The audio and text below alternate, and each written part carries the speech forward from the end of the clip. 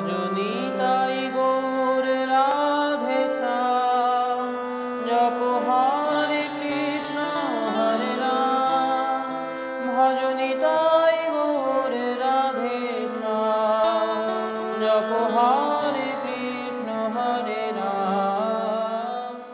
ওম যস্য প্রসাদাৎ ভগবৎ প্রসাদো, যস্য প্রসাদন্ন গতিকুতোপি, ধ্যেয়ং স্তুবংস্তস্য যশস্ত্রী সন্ধ্যং, বন্দে গুরুশ্রী চরণারবিন্দম। ভজনিতাই গৌর রাধে শ্যাম, জপ হরে কৃষ্ণ হরে রাম। জয় নিতাই, জয় গৌর। গত পর্বের পর আজকে মহাপ্রভু সনাতন সংবাদে আমরা আস্বাদন করব ভগবানকে কিভাবে বশ করা যায়। এরপরে গত পর্বে আস্বাদন করেছি যে মহাপ্রভু বলছেন, শোনো সনাতন, কৃষ্ণকে ভুলে গিয়ে জীব অনাদি বহির্মুখ। এই জীব জন্ম জন্ম ধরে কৃষ্ণ বহির্মুখ, তাই মায়া তাকে দেয় সংসার দুঃখ, তাই সংসারে সে মায়ার দ্বারা দুঃখ পায়। তাহলে এই কৃষ্ণের প্রতি উন্মুখ করা যাবে কি করে জীবকে? বললেন কৃষ্ণের প্রতি জীবকে উন্মুখ করা যাবে কিভাবে, তার উপায় বললেন সাধু গুরু শাস্ত্র বাক্য। বললেন সাধু জনার সঙ্গ, গুরুচরণ আশ্রয় আর শাস্ত্র অধ্যয়ন। এই করলে কি হবে? কৃষ্ণের প্রতি জীব কৃষ্ণ উন্মুখ হবে। কৃষ্ণ উন্মুখ হলে জীবের কি প্রয়োজন? বললেন ভক্তি, ভক্তির প্রয়োজন। কৃষ্ণ মাধুর্য সেবা প্রাপ্তির কারণ, কৃষ্ণ সেবা করে কৃষ্ণ রসে আস্বাদন।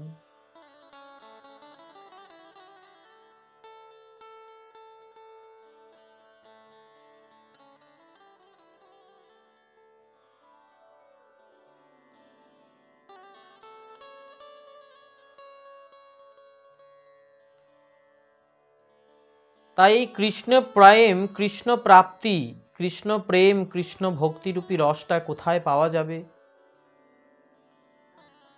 এ প্রসঙ্গে একটি মহাপ্রভু দৃষ্টান্তমূলক গল্প বলছেন দেখো সনাতন, এক সর্বজ্ঞ ব্যক্তি এক গরিব ব্যক্তির বাড়িতে এসে জিজ্ঞাসা করছে, তুমি এত দুঃখী কেন? তোমার এত গরিব অবস্থা, কি হয়েছে তোমার?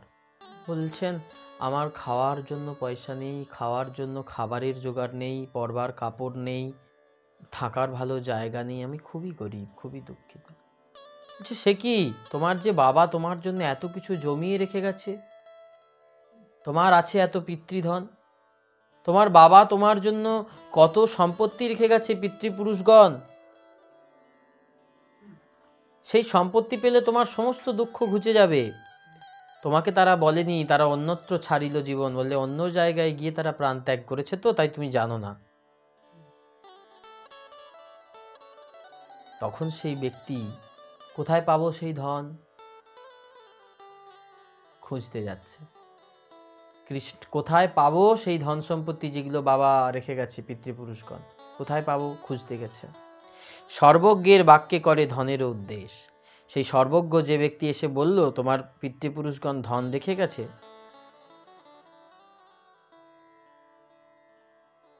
তখন সেই ব্যক্তি খুঁজতে গেছে। এই স্থানে আছে ধন, যদি দক্ষিণে খুদিবে। সেই ব্যক্তিকে জায়গায় নিয়ে গেছে, বলছে এই জায়গায় ধন আছে, এর যদি দক্ষিণে খুলো, ভীমরুল বরুলি উঠিবে ধন না পাইবে। ভীমরুল উঠবে, ধন পাবে না, ভীমরুল উঠে কামড়াবে। পশ্চিমে খুঁদিবে, তাহা এক যক্ষ হয়, সে বিঘ্ন করিবে ধন হাতে না পড়ায়। পশ্চিম দিকে খুলতে যাবে, বিঘ্ন হবে, সেখানে এক যক্ষ রাক্ষস আছে, তোমাকে ধন দেবে না। উত্তরে খুদিলে আছে কৃষ্ণ অজগরে। উত্তরে খুঁজতে যাবে, এক কালো অজগর আছে। ধন না পাবে খুদিতে গিলিবে সবারে। ধন তো পাবেই না, তোমাকে গিলে নেবে। পূর্ব দিকে তাতে মাটি অল্প খুদিতে। পূর্ব দিকে যাবে, মাটি অল্প খুঁজিলেই বনের জারি পরিবেক তোমার হাতে। পূর্ব দিকে মাটি খুললেই তোমার উপর বনের জারি পড়বে।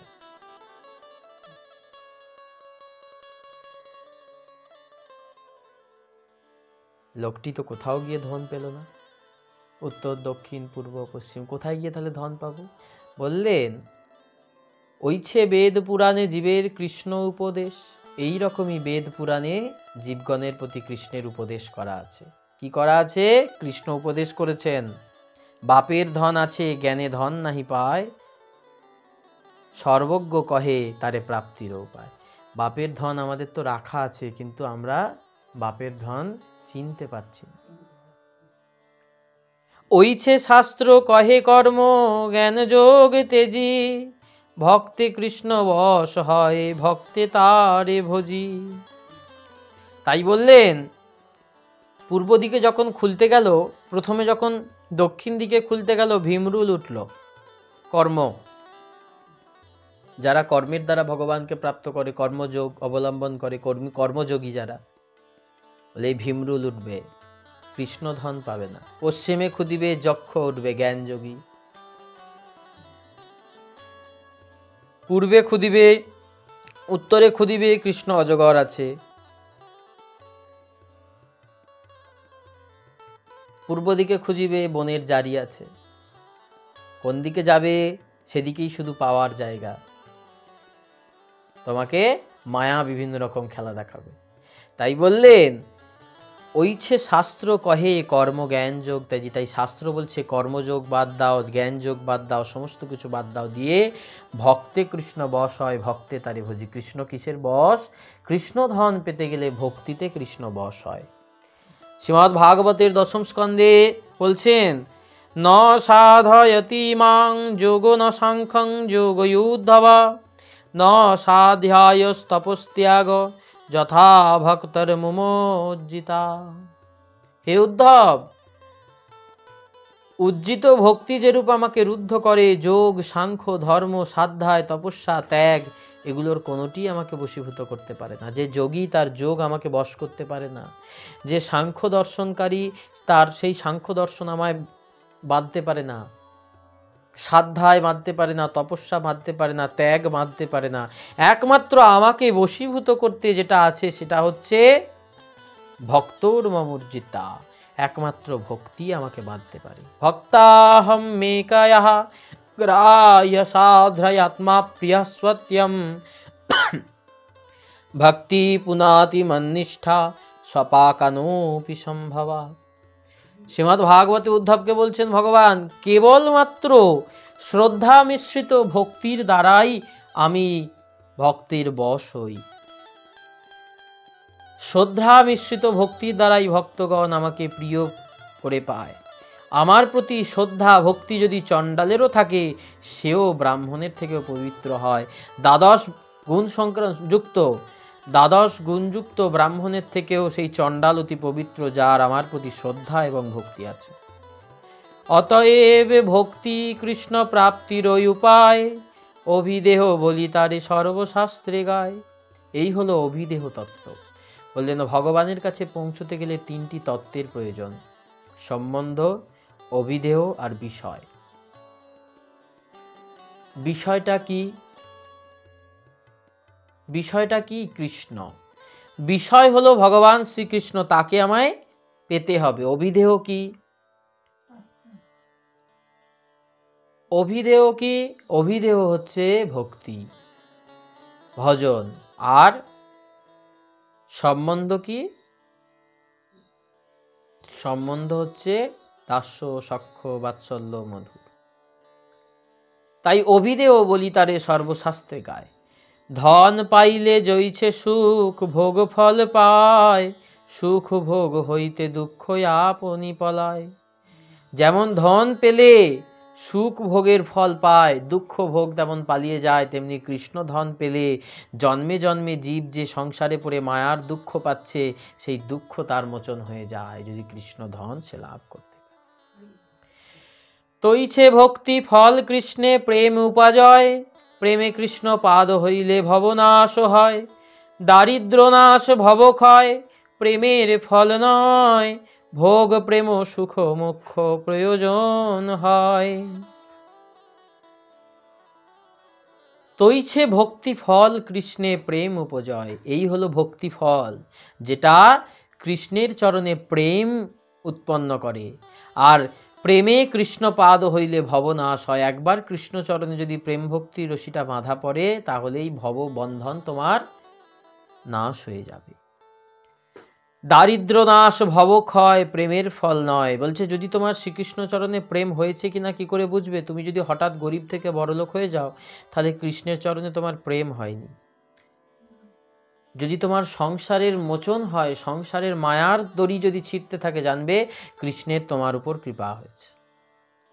তাই বললেন ভবক্ষয় প্রেমের ফল নয়, ভোগ প্রেম সুখ মুখ্য প্রয়োজন হয়। ভগবানের চরণে প্রেম, ভগবানকে সুখী রাখা, এটাই হচ্ছে মুখ্য প্রয়োজন। দারিদ্র নাশ করা বা আমার আর্থিক উন্নতি করা কৃষ্ণ প্রেমের ফল বা কৃষ্ণ প্রেম বা কৃষ্ণ ভজনের উদ্দেশ্য কখনোই নয়। বেদ শাস্ত্র কহে সম্বন্ধ অভিধেয় প্রয়োজন, কৃষ্ণে কৃষ্ণ ভক্তি প্রেমে তিন মহাধন। বেদ শাস্ত্র বলছেন সম্বন্ধ অভিধেয় প্রয়োজন আর কৃষ্ণে কৃষ্ণ ভক্তি প্রেমে তিন মহাধন। এই তিনটেই হচ্ছে মহাধন। কি তিনটে? বিষয়, সম্বন্ধ, অভিধেয়। বেদাদি সকল শাস্ত্রে কৃষ্ণ মুখ্য সম্বন্ধ, তার জ্ঞানে আনুষঙ্গে যার মায়াবন্ধ। এই বেদ সমস্ত শাস্ত্রে একমাত্র ভগবানই ব্যাপৃত হয়ে আছেন। তাই এই সমস্ত শাস্ত্রের আশ্রয় নিলে কি হবে? তুমি মায়ার বন্ধন থেকে মুক্ত হতে পারবে।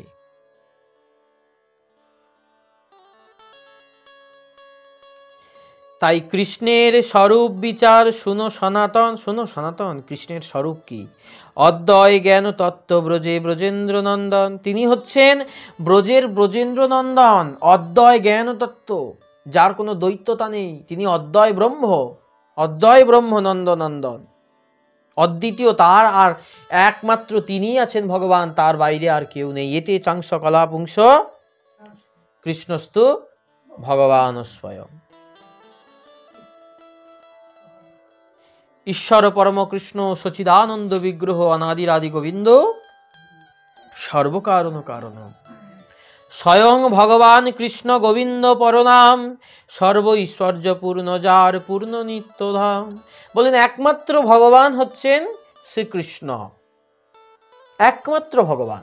কেন না শ্রীমদ্ ভাগবতে বলছেন এতে চাংস কলা পুংস কৃষ্ণস্তু ভগবান স্বয়ং, ইন্দ্রারি ব্যাকুলং লোকং মুরয়ন্তি যুগে যুগে।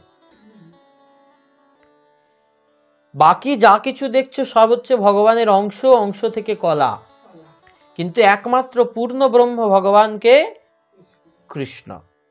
তাহলে আমরা দাপর যুগে কৃষ্ণের কথা শুনি, তাহলে সত্য যুগে তো নারায়ণ, কৃষ্ণের আগে তো নারায়ণ এসেছেন, তাহলে কৃষ্ণ কি করে ভগবান হলেন?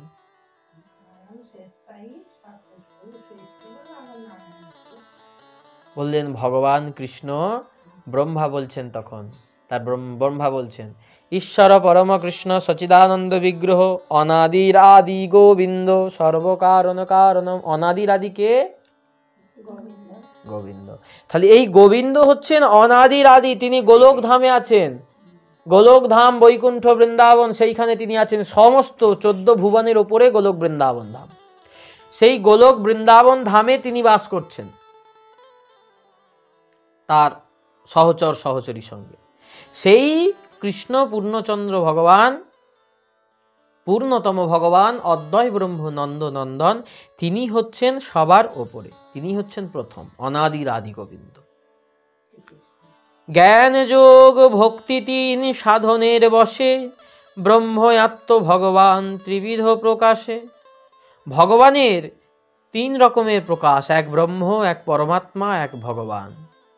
কিন্তু তিনটের তত্ত্ব একই তত্ত্ব, তিনটের মধ্যে কোনো ভেদাভেদ নেই। তাহলে ব্রহ্ম কি?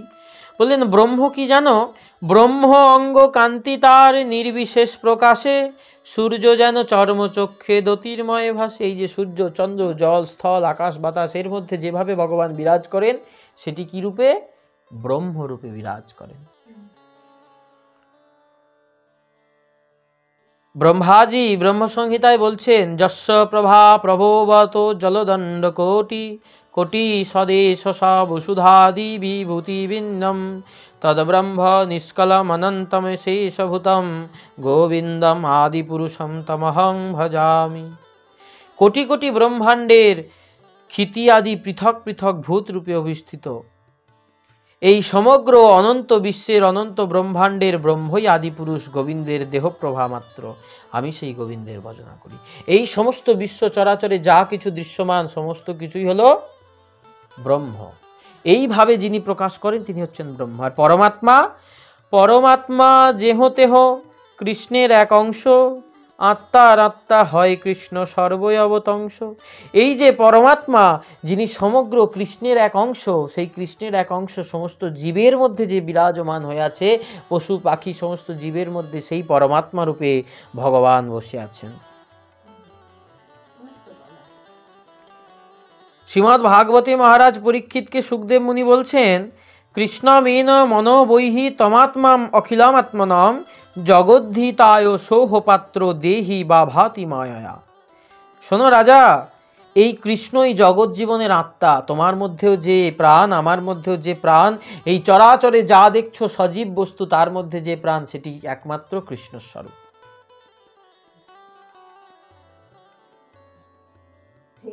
এই হলো তিন। এবার ভগবান স্বরূপ কোনটা? বললেন ভগ যার আছে তিনি ভগবান। ভগবানই কি? ঐশ্বর্য, সরৈশ্বর্যপূর্ণ যিনি, এই ছটা ঐশ্বর্য আছে। বৈভব প্রকাশ কৃষ্ণে শ্রী বলরাম, বর্ধমাত্র ভেদে সব কৃষ্ণেরও সমান। বৈভব প্রকাশ জয়ছে দেবকী তনুজ, দ্বিভুজ স্বরূপ কভু হয় চতুর্ভুজ। যে কালে দ্বিভুজ নাম বৈভব প্রকাশ, চতুর্ভুজ হইলে নাম প্রভাস বিলাস। স্বয়ং রূপের গোপ বেশ গোপ অভিমান, বাসুদেব ক্ষত্রিয় বেশ আমি ক্ষত্রিয় জ্ঞান। সৌন্দর্য ঐশ্বর্য মাধুর্য বৈদগ্ধ বিলাস, ব্রজেন্দ্র নন্দন ইহা অধিক উল্লাস। গোবিন্দের মাধুরী দেখি বাসুদেবের ক্ষোভ, সে মাধুরী আস্বাদিতে উপজায় লোভ।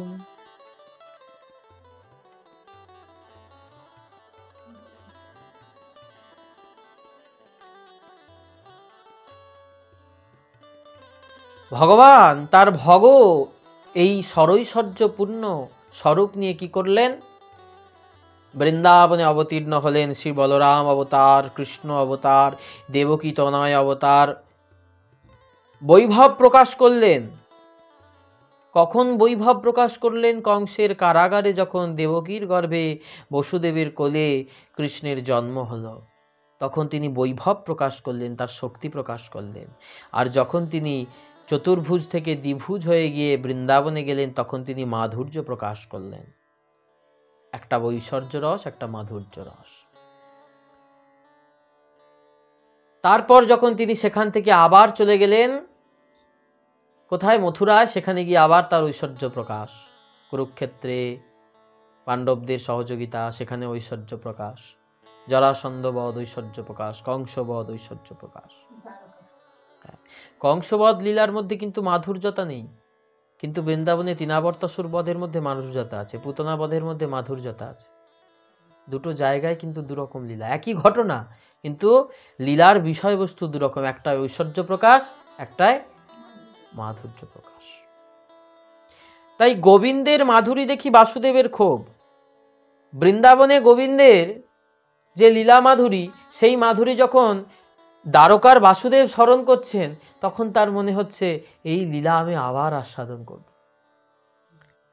শ্রীমদ্ ভাগবত ললিত মাধবে লিখছেন, উদ্গীর্ণা ভূত মাধুরী পরিমলস্য ভিরলীলস্য মে দ্বৈতং হস্ত সমক্ষয়ং মুহুরসৌ চিত্রয়তে চারণ চেতং কেলি কুতূহলোত্তর ললিতং সত্যং সখে মামকম যস্য প্রেক্ষ স্বরূপতাম ব্রজবধূ স্বরূপ্যমিচ্ছতি। শ্রীকৃষ্ণ উদ্ধবকে বললেন, ওগো সখা উদ্ধব, আমার এই যে গোচারণ লীলা, আমার এই যে বৃন্দাবনে পৌগণ্ড লীলা, এই যে সমস্ত বাল্য লীলা, এই অভিনয় আমাকে মোহিত করছে। ওই লীলায় গোপবালকের সঙ্গে খেলা কি মধুময়, ওই ব্রজ গোপীদের সঙ্গে খেলা কি মধুময়, আর এখানে যুদ্ধ বিগ্রহ, এর মধ্যে তো প্রেম নাই। আমি আবার যেন ব্রজের বালক হয়ে জন্মাতে পারি। উদ্ধবকে বলছে, এই যে মথুরা দ্বারকা, এখানে তো বিরাট বৈভব, বিরাট ঐশ্বর্য প্রকাশ, এইভাবে ভগবানের বিরাট বিরাট ঐশ্বর্য প্রকাশ। তো আমার বৃন্দাবনে যে প্রেমের লীলা, যে প্রেম আছে, কিন্তু আমি তো এইখানে সেটা পাচ্ছি না উদ্ধব। আমি যেন আবার বৃন্দাবন লীলা অনুভব করতে পারি, তাই তো আমার গৌর হয়ে আসা সনাতন।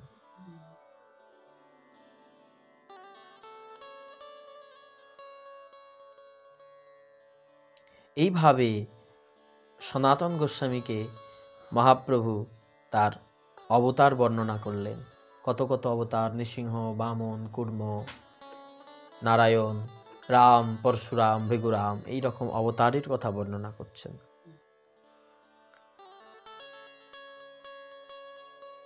সনাতন গোস্বামীকে বলছেন, সনাতন, ভগবানের এত এত অবতার, ভগবানের কখনো শক্তাবেশ অবতার, কখনো লীলা অবতার, কখনো পুরুষ অবতার, কখনো যুগাবতার, এইভাবে ভগবান বিভিন্ন অবতারে রূপ ধারণ করে এই জগতে লীলা বিলাস করেন। তাই প্রথমেই হয় কৃষ্ণ পুরুষ অবতার, সেই তো পুরুষ হয় ত্রিবিধ প্রকার। কৃষ্ণের প্রথম অবতার হচ্ছেন পুরুষ অবতার, সেই পুরুষ অবতার হয় ত্রিবিধ প্রকার। কিরকম?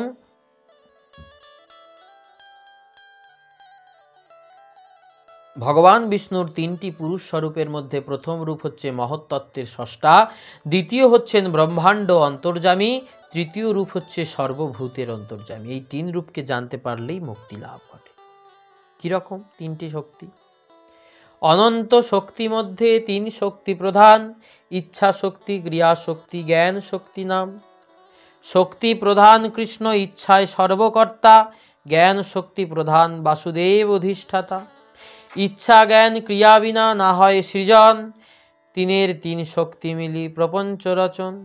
ইচ্ছা শক্তি, ক্রিয়া শক্তি, জ্ঞান শক্তি, এই তিন শক্তিকে আশ্রয় করে ভগবান এই জগৎকে সৃষ্টি করেন, পালন করেন।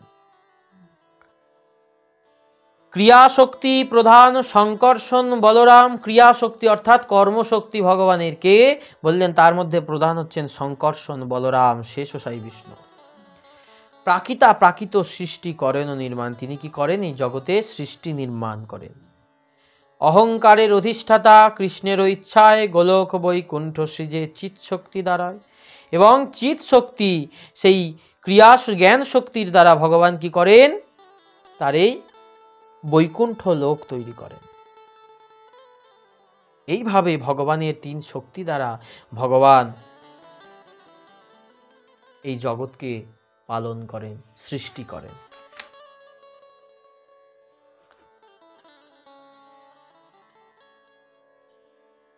এরপর বললেন পুরুষ অবতারের পর বললেন লীলা অবতার। লীলা অবতার এবে তুমি শুনো সনাতন, লীলা অবতার কৃষ্ণের না যায় গণন। কৃষ্ণের যে এত লীলা অবতার আছে তুমি জানতেই পারো না, কত লীলা অবতার। মৎস্য কুর্ম রঘুনাথ নৃসিংহ বামন বরাহদি লেখা যায় না পায় গণন, কত আছে তার অবতার। লীলা অবতারে কইল দিগ দর্শন, লীলা অবতারে কি করলো? ধরিত্রীর ভার হরণ করলো। সম্ভবামি যুগে যুগে, যখনই যখনই ধর্মের গ্লানি, অধর্মের অভ্যুত্থান হয়, তখনই তখনই আমি সাকার রূপে প্রকট হই সাধুগণকে রক্ষা করে পাপ কর্মকারীদের বিনাশ করবার জন্য। তাই এইগুলো হলো ভগবানের লীলা অবতার, লীলা করলেন। এবার শুনো গুণ অবতার। ভগবান শ্রীকৃষ্ণ থেকে তিন গুণের সৃষ্টি, সাত্ত্বিক, রাজসিক, তামসিক। ব্রহ্মা বিষ্ণু শিব তিন গুণের অবতার, গুণাঙ্গী করি করে সৃষ্টাদি ব্যবহার। ভক্তি মিশ্র কৃতপুণ্যে কোন জীবোত্তম, রজগুণে বিভাসিত করি তার মন। গর্ভোদক সাই দ্বারা শক্তি সঞ্চারী, ব্যষ্টি সৃষ্টি করে কৃষ্ণ ব্রহ্মরূপ ধরি। বলেন ভগবান শ্রীকৃষ্ণ থেকে তিন গুণ থেকে তিন দেবতার সৃষ্টি। সত্যগুণে বিষ্ণু, রজগুণে ব্রহ্মা, তমগুণে শিব। সত্যগুণ বিষ্ণু হচ্ছেন সমস্ত সৃষ্টির পালন, ব্রহ্মা হচ্ছেন রজগুণ, তিনি সৃষ্টি করবেন, আর শিব হচ্ছেন ধ্বংস করবেন, তিনি হচ্ছেন তমগুণ। এবং ভগবান বিষ্ণু গর্ভোদকশায়ী বিষ্ণু রূপে সেই তিন শক্তির ওপর শক্তি সঞ্চার করছেন। কোন কল্পে যদি যোগ্য জীব নাহি পায়, আপন ঈশ্বর তবে অংশে ব্রহ্মা হয়। ভগবান শ্রীকৃষ্ণ তখন নিজের থেকে সমস্ত জগতে এই তিন শক্তিকে প্রকাশ করে সৃষ্টি করেন। কৃষ্ণ যখন সাত্ত্বিক গুণ ধারণ করেন তখন কি হয়? বিষ্ণু রূপ স্বরূপ, বিষ্ণু স্বরূপ সৃষ্টি হয়। যখন রজ স্বরূপ ধারণ করেন, রজগুণের অধিকারী হন, তখন কি হয়? ব্রহ্মা হয়। আর যখন তামসিক গুণের অধিকারী হন তখন কি হয়? শিব সৃষ্টি হয়। যখন এই তিন গুণের অতীত, তিন গুণকে ঊর্ধ্বে করেন তখন কার সৃষ্টি হয়? লীলা পুরুষোত্তম ভগবান শ্রীকৃষ্ণ। দুগ্ধ যেমন অম্ল যোগে দধিরূপ ধরে, দুগ্ধান্তরে বস্তু নহে দুগ্ধ হইতে নারে।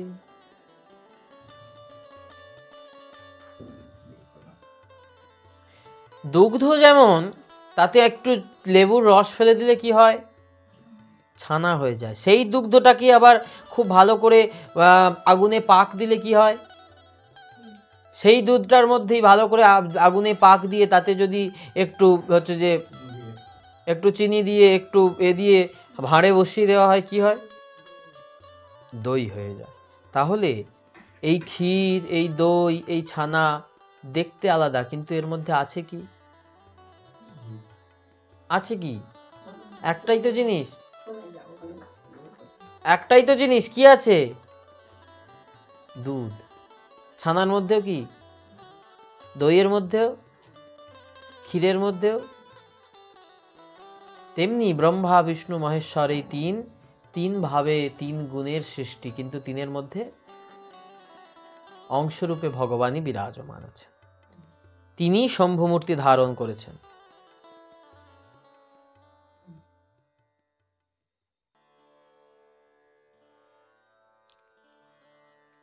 এই তিন গুণের মাধ্যমে জগৎকে সৃষ্টি করেন, পালন করেন, ধ্বংস করেন।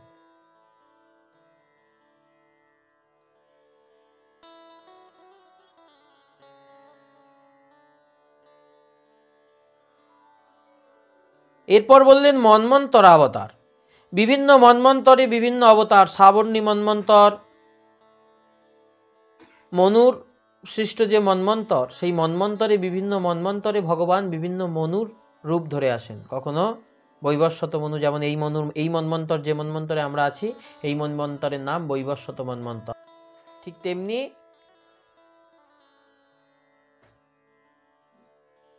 মনু মন্বন্তর অবতারে অবতীর্ণ হবে।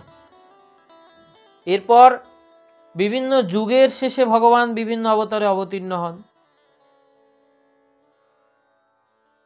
যুগাবতার, সত্য যুগে ভগবান শুক্ল মূর্তি ধরে ধ্যান ধর্ম করে জগৎজীবকে শিক্ষা দিলেন যে তোমরা ধ্যান করলে আমাকে লাভ করবে। সত্য যুগে ভগবান। ত্রেতায় রামচন্দ্র অবতার রক্তবর্ণ, দাপরে কৃষ্ণ অবতার কৃষ্ণবর্ণ, কলিতে পীতবর্ণ ধরে প্রেম ভক্তি প্রবর্তন করবেন। ধর্ম প্রবর্তন করে ব্রজেন্দ্র নন্দন, প্রেম লোকে নাচে গায় করে সংকীর্তন। আর 3 যুগাদিতে যেই ফল হয় কলিযুগে কৃষ্ণ নামে সেই ফল পায়। বলেন কলিযুগে জীব তোমাদের ধ্যান করতে হবে না, যজ্ঞ করতে হবে না, অর্চন করতে হবে না, শুধু হরিনাম করো। আর 3 যুগে যা যা ফল হয়েছিল কলিযুগে সেই ফলই পাবে কৃষ্ণ নাম করো। কৃষ্ণ নাম করলেই তুমি সেই ফল পাবে। কৃতে যদ্ধায়তে বিষ্ণুম তেতায়ম যজতমথৈ দাপরে পরিচর্যায়াম কলৌ তদ্হরি কীর্তনা। এই একমাত্র নাম কীর্তন দ্বারাই কলিযুগের সর্বসাধ্য সিদ্ধি হবে। এইভাবে সনাতন গোস্বামীকে মহাপ্রভু ভগবান শ্রীকৃষ্ণের স্বরূপ উপলব্ধি করালেন, যে ভগবান শ্রীকৃষ্ণ কিভাবে লীলা করেন, কি তার স্বরূপ, কেন তিনি ভগবান। এবার বললেন এই ভগবানের চরণ তাহলে কি করে পাবো প্রভু, এই ভগবানের চরণে আমি ভজন করব কি করে। বলেন এই ভগবান কৃষ্ণ পেতে একমাত্র উপায় কি, ভক্তি। কারণ ভগবান একমাত্র কিসের বশ, টাকার বশ নয়, মান যশ প্রতিষ্ঠা পূজা প্রতিপত্তি রূপ কিছুর বশ নয়, কিসের বশ, ভক্তির বশ। তাই বললেন অদ্বয় ব্রহ্ম নন্দ নন্দন পেতে নাম বইয়ার সাধন নয়। বাবাজি মশাই বললেন অদ্বয় ব্রহ্ম নন্দ নন্দন গোবিন্দ পেতে এই নাম বইয়ার সাধন নয়।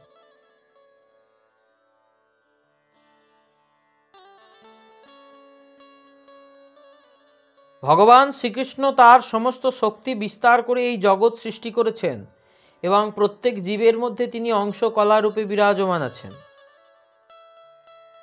এক নিত্য মুক্ত, এক নিত্য সংসার, নিত্য মুক্ত, নিত্য কৃষ্ণ চরণে উন্মুখ, কৃষ্ণ পারিষদ নাম ভুঞ্জে সেবা সুখ। প্রত্যেক জীবই আমরা কৃষ্ণের পারিষদ, প্রত্যেকটা জীবই আমরা কৃষ্ণের পারিষদ। বললেন তাহলে এই যে শাস্ত্রে, প্রত্যেকটা শাস্ত্রে বলেছে যে মায়া জীবকে ভুলিয়ে রেখেছে, মায়ার দ্বারা মায়া জীবকে এত কষ্ট দিচ্ছে, মায়া জীবকে এই করে রেখেছে। বলছে না, মায়া কিছু করছে না, মায়া কিছু করছে না। কারণ জীব নিজে মায়াকে তাকে প্রশ্রয় দিচ্ছে, জীব তার নিজের জীবনে মায়াকে প্রশ্রয় দিচ্ছে। জীব মনে করছে আমি সংসারী, তাই তো সে সংসারী। যেদিন থেকে সে মনে করবে না আমি সংসারী নই, সেদিন থেকেই তার ত্যাগ, সেদিন থেকেই তার মুক্তি। বলছে না, আত্মাকে কখনো কেউ বাঁধতে পারে না। জীব মনে করে আমি বাধা আছি, তাই সে বাধা আছে। যেদিন থেকে মনে করবে আমি মুক্ত, সেদিন থেকে আর কোনো বন্ধন নেই, আর কোনো বন্ধন তাকে বাঁধতেই পারবে না। এই প্রসঙ্গে একটি গল্প বলি। এক ব্যক্তি সারাদিন খাটাখাটনি করে কাজ করে এসে বাজারে যায়। গরিব মানুষ, লটারি কাটে। কোনোদিন শুনেছে লটারিতে নাকি টাকা পড়ে। সে অনেক দিন লটারি কেটেছে, লটারি কেটে ভাবছে লটারি কি আর পড়বে, আমার ভাগ্যে কি আর আছে, গরিব মানুষের ভাগ্যে। কেটে সে লটারিটা চালের নাদের ভিতর গুজে রেখে দিয়েছে, বউ যেন দেখতে না পায়। চুপি চুপি কেটে চালের হাঁড়ির নাদে রেখে দিয়েছে। তো এবার অনেক দিন কেটে যায়, যেদিন খেলা হয়েছে সেই লটারিতে তার 1 কিলো একটা সোনার ডেলা পড়েছে, বড় একটা 1 কিলো সোনা পড়েছে। যে সেই টিকিটের মালিক, যে সেই টিকিট দোকানের লোক, সে ভাবছে তো গরিব মানুষ টিকিটটা কেটেছে, তাকে আমার এই সোনার ডালাটা দিয়ে আসা উচিত। সেই দিন যেদিন দিতে গেছে, সেই দিন লোকটি খুব খাটাখাটনি করেছে বলে বাজার থেকে একটু মদ খেয়ে এসেছে। রোজই খায়, সেদিন একটু বেশি খেয়েছে। এসে যে সেই ঘুমিয়েছে, নেশায় ঘুমিয়ে পড়েছে। তার বাড়িতে সেই লোকটি এসেছে সোনার ডেলাটি নিয়ে, এসে অনেক ডাকাডাকি করছে, নাড়াচ্ছে, এই করছে, ওঠে আর না, মদের নেশায় ঘুমিয়ে আছে। সে ভাবলো কি আর করব, উঠছে না যখন, ওর হাতে সোনার ডালাটা দিয়ে চলে যায়, পাশে রেখে দিয়ে চলে গেছে। এবার সকালবেলা যখন নেশা টেশা কেটে একটু ফ্রেশ লাগছে, উঠে দেখছি সোনার ডালা। আমি তাহলে লটারিতে সোনার ডালা ফার্স্ট প্রাইজটা পেয়েছি। তখন সে বুঝতে পারলো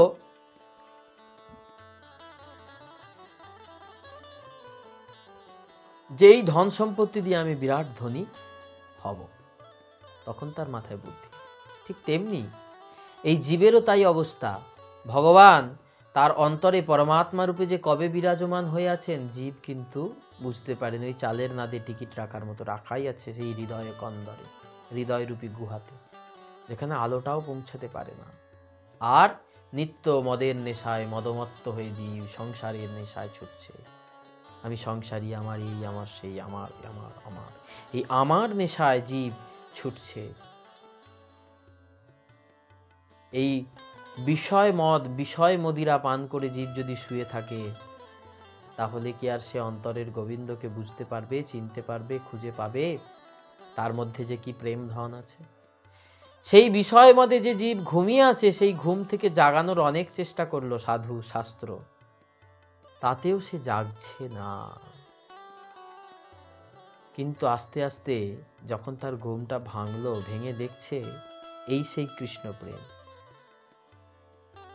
তাহলে এখানে বোঝা যাচ্ছে যে জীব নিত্যবদ্ধ, নিত্য বহির্মুখ, কৃষ্ণ চরণ থেকে নিত্য বহির্মুখ, নিত্যবদ্ধ, নিজেকে বেঁধে রেখেছে নিজেই। আর যদি মুক্ত করতে হয় নিজেই নিজেকে মুক্ত করতে পারবে।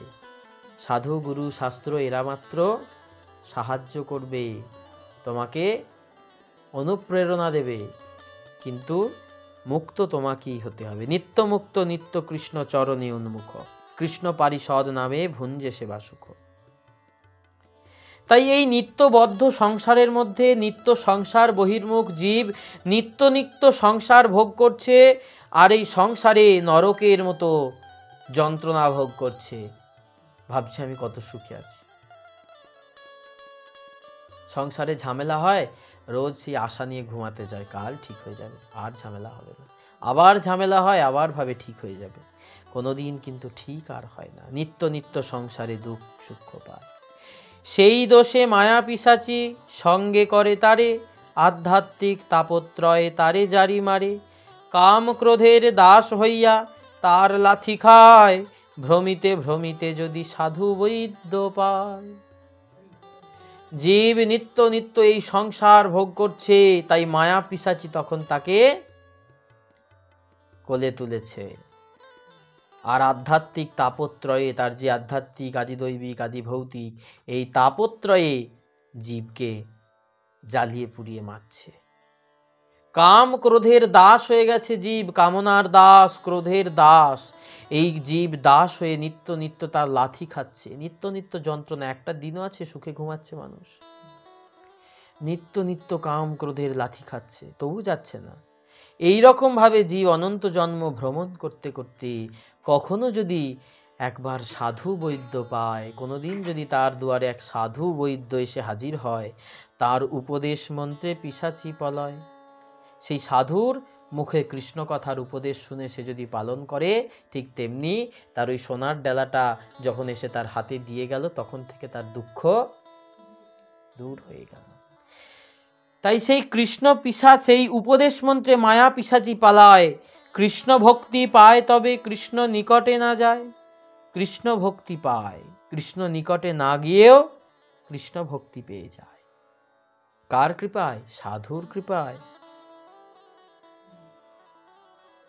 কৃষ্ণ ভক্তি হয় অভিধেয় প্রধান, ভক্ত সুখ নিরীক্ষক কর্মযোগ জ্ঞান। এই সব সাধনের অতি তুচ্ছ ফল, কৃষ্ণ ভক্তি বিনা দ্বারে দিতে না রে বল। বলছেন যারা কৃষ্ণ ভজন করছেন সামান্য সুখ পাওয়ার জন্য, কেউ কর্মযোগ, কেউ জ্ঞানযোগ, কেউ সাংখ্যযোগ অবলম্বন করছেন, কিন্তু এগুলো সাধনের অতি তুচ্ছ ফল। কৃষ্ণ ভক্তি একমাত্র কৃষ্ণ চরণকে পাইয়ে দিতে পারে। অকাম সকাম সমস্ত কর্মই ভগবানের সমর্পণ করো, কর্মহীন হয়ে ভগবানের সেবার উপযুক্ত হতে হবে, তবে হবে। তুমি দান মান যাই কিছু থাকুক, কিছুতেই কৃষ্ণকে পাবে না। কেবলমাত্র জ্ঞান মুক্তি দিতে না রে ভক্তি বিনে, কৃষ্ণোন্মুখ সেই মুক্তি হয় বিনা জ্ঞানে। কেবল জ্ঞান মুক্তি দিতে না রে, ভক্তি দিতে পারে না। একমাত্র ভক্তি দিতে পারে কি? কৃষ্ণ চরণে প্রবলা রতি, সেটাই একমাত্র ভক্তির কারণ।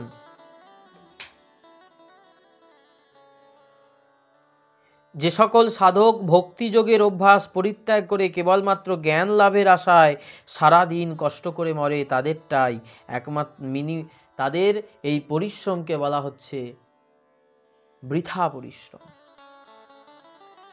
কৃষ্ণে নিত্য দাস জীব তাহা ভুলি গেল, এই দোষে মায়া তার গলায় বাঁধিল। কৃষ্ণের নিত্য দাস জীব, ওই যে জীবের স্বরূপ হয় নিত্য কৃষ্ণ দাস, এটা ভুলে গেছে জীব, তাই মায়া পিশাচি তাকে গলায় বেঁধেছে। তাতে কৃষ্ণ ভজনা করে গুরুর সেবন, মায়া জাল ছুটে যায় কৃষ্ণের চরণ। এইভাবে মায়া পিশাচির গলায় বাঁধা দড়ি, মায়া পিশাচির বাঁধা এই গলায় দড়ি দিয়ে ঘুরতে ঘুরতে গুরু সেবন কৃষ্ণ ভজন যদি করতে পারে জীব, মায়াজাল ছুটে যায় কৃষ্ণের চরণ। চারি বর্ণাশ্রমী যদি কৃষ্ণে নাহি ভজে, সকর্ম করিতে সে রৌরবে পরিমজে। বললেন চারি বর্ণ, ব্রাহ্মণ ক্ষত্রিয় বৈশ্য শূদ্র, এই চারি বর্ণের বর্ণাশ্রম অনুযায়ী যার যা কাজ, সেই কর্ম করে সে ভগবান পাবে না যদি কৃষ্ণ ভজন না করে, সেই রৌরব নরকে পড়ে মজবে। তাই তোমার সমস্ত বর্ণ ধর্ম পরিত্যাগ করে তুমি আমার চরণে শরণ নাও অর্জুন। অহং তাং সর্বপাপিভ্য মোক্ষয়িষ্যামি মা শুচ, তখন আমি তোমাকে সমস্ত পাপ হইতে মুক্ত করিব। অতএব অর্জুন তুমি শোক করিও না। কৃষ্ণ সূর্য সম মায়া হয় অন্ধকার, যাহা কৃষ্ণ তাহা নাহি মায়ার অধিকার। কৃষ্ণ হলেন সূর্যের সমান, আর মায়া হচ্ছে অন্ধকারের মতো। আহা, সূর্য উঠলে কি আর অন্ধকার থাকে? বলে গুহার ভেতরেও আলো পৌঁছে যায়। তেমনি কৃষ্ণ সূর্য যদি হৃদয়ে উদিত হয়, তাহলে তোমার মধ্যে মায়ার অন্ধকার থাকবে না। বিলজ্জ মা নয়াজস্য স্থাতুমিক্ষা পতিহমুয়া, বিমোহিতা বিকথ্যন্তে মমাহমিতি দুধিয়া। ব্রহ্মা নারদকে বলেছেন, ঈশ্বর তার মায়া আমাদেরকে মোহিত করার জন্য সৃষ্টি করে রেখেছেন, আমরাও মায়ার প্রভাবে মোহিত হয়ে থাকি।